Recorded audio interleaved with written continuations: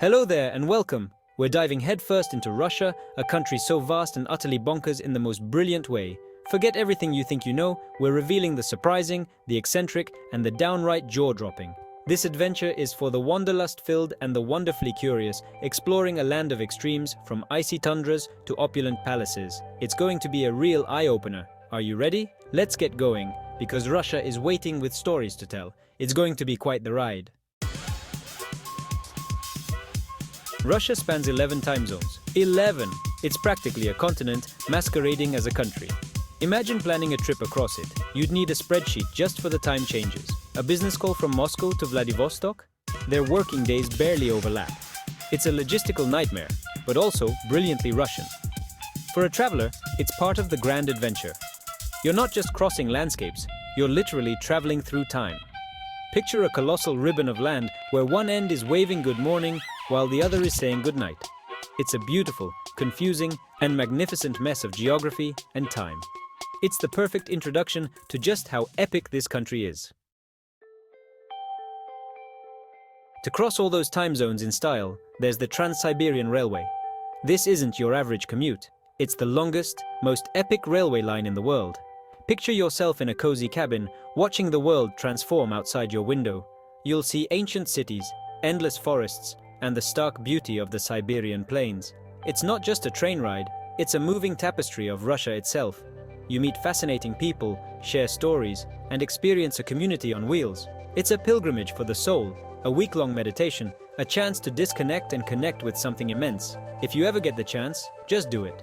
It's an experience that will stay with you forever. It's a journey that's on so many bucket lists, and for good reason. Let's talk about Lake Baikal, the supermodel of lakes. It's the deepest, oldest, and arguably the most beautiful freshwater lake on the planet. It's over a mile deep and holds about 20% of the world's unfrozen fresh water. Over 2/3 of the species found here are unique to Baikal. The Nerpa, the Baikal seal, is one of its famous residents. The water's clarity is legendary. In winter, the ice is so transparent you can see straight down. The beauty of it is otherworldly, with turquoise hummocks and jagged shards in winter. Visiting Baikal isn't just a trip, it's a spiritual experience. It makes you feel very small in the grand scheme of things, in the best possible way. Let's talk about Oymyakon, the coldest inhabited place on Earth. The record low temperature here was minus 71.2 degrees Celsius. Life here is a challenge. Cars run 24/7 and crops can't grow. Locals drink Ruski chai or neat vodka to keep warm. The simple act of breathing is different. You can hear the moisture in your breath freezing. Kids get a day off school only if it drops below minus 55. People live here, raise families, and have a community. There's a resilience and toughness to the people of Oymyakon that's awe-inspiring. It puts things in perspective, doesn't it? In Moscow, some of the most spectacular architecture is underground in the metro stations. These are underground palaces, built to showcase Soviet glory. Imagine descending into a cavern of chandeliers, mosaics, and marble walls. Each station is a work of art, a museum, and a history lesson. Komsomolskaya station is a Baroque ballroom with massive mosaic panels. Mayakovskaya is a stunning Art Deco design with ceiling mosaics. Stalin's vision was to create palaces for the people, and he succeeded. It's one of the most beautiful and unusual art galleries in the world. Look at a map of Russia and find Kaliningrad, a Russian exclave cut off from the motherland. It was once Königsberg, a major German cultural center annexed by the Soviet Union after WW. For a traveler, it's a unique place with layers of history. German architecture sits alongside Soviet-era blocks and modern Russian buildings. It's a city with an identity crisis, in the most interesting way. Kaliningrad has the Amber Museum and the wild beauty of the Curonian Spit. It's a little corner of Russia with a complex past and unique character, a geographical anomaly that tells a powerful story about shifting borders. In St. Petersburg, the Hermitage Museum is a universe of art within magnificent palaces.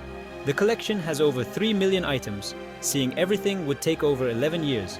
You're not just looking at masterpieces, you're in rooms with gilded ceilings and crystal chandeliers. The building itself is a masterpiece. The museum has a special furry security detail, a colony of cats. Their job is to keep the palaces free of mice. they have their own press secretary and caretakers, a world-class museum with an army of feline guardians, wonderfully eccentric. In Russia, the main winter celebration is New Year's, not Christmas. During Soviet times, religious celebrations were banned, so traditions moved to New Year's. The Christmas tree became a New Year's tree, and Santa was replaced by Ded Moroz. The celebration is a huge family affair with a late-night feast. At midnight, the president's address is watched, and the country erupts in celebration. The party continues for days, with a public holiday lasting until January 8th. Orthodox Christmas on January 7th is quieter. The real fun, presents, and magic are reserved for New Year's. A fascinating cultural switch that makes a winter trip to Russia unique. In Pervouralsk, they build a magnificent cathedral of ice every winter. It's a full-scale architectural project, carved from blocks of pure, clear ice. During the day, sunlight makes the structure glow with an ethereal light. At night, it's illuminated with multicolored LED lights, a dazzling spectacle. It's a place of pilgrimage for locals and tourists. The most poignant part is its temporary nature. It's built to melt. As spring approaches, the structure slowly disappears, a fleeting monument to the beauty of winter. For travelers, the Cyrillic alphabet is a hurdle before ordering a coffee. It's a mix of familiar and alien letters, with 33 in total. Developed in the 9th century, it's over 1,000 years of history. The letter P makes an R sound, C makes an S sound. But it's not as hard as it looks. Many letters are phonetic. Learning a few letters unlocks a secret level of the country. It's a beautiful, elegant script. A reminder you're somewhere truly different. Learn a few letters before you go. It will transform your experience. Kamchatka, a vast peninsula in the Russian Far East, is the land of fire and ice. It's one of the most volcanically active regions on the planet. The peninsula is home to more than 300 volcanoes, about 30 still active. You can hike across volcanic deserts, bathe in hot springs, and watch lava flow. For decades, it was a closed military zone, preserving it as a great wilderness. It's home to the highest density of brown bears in the world. The adventure here is off the charts, with helicopter tours and skiing down volcanoes. Kamchatka offers an experience that is truly unforgettable. Tetris, the addictive game of falling blocks, was a Russian invention, created by Alexei Pajitnov in the Soviet Union in the 1980s. Inspired by a childhood puzzle game, he created it on an old computer. The game spread like wildfire within the Soviet computer science community. Getting it out of the Soviet Union involved licensing deals and Cold War intrigue. It eventually found its way onto the Nintendo Game Boy. A reminder that creativity can blossom anywhere, even behind the Iron Curtain. Thank a clever Russian programmer from Moscow for Tetris. In Mitishchi, there's a museum of bad art, celebrating the clumsy and misguided. It's an affectionate tribute to the creative impulse, even when execution falters. The collection includes portraits with off eyes and landscapes with wrong perspectives. The founder, Alexander Donskoy, showcases art with a spark of passion. It's art that is so sincere in its badness that it becomes wonderful. A quirky, hilarious, and endearing place, an antidote to the seriousness of the art world. Art doesn't have to be a masterpiece to be enjoyed. A museum that doesn't take itself too seriously, refreshing in a country known for grandeur. Red Square in Moscow isn't named for communism or red bricks. The name is older, from the old Russian word krasnaya, meaning beautiful. Over time, the meaning shifted, but the name stuck. Red Square was originally Beautiful Square.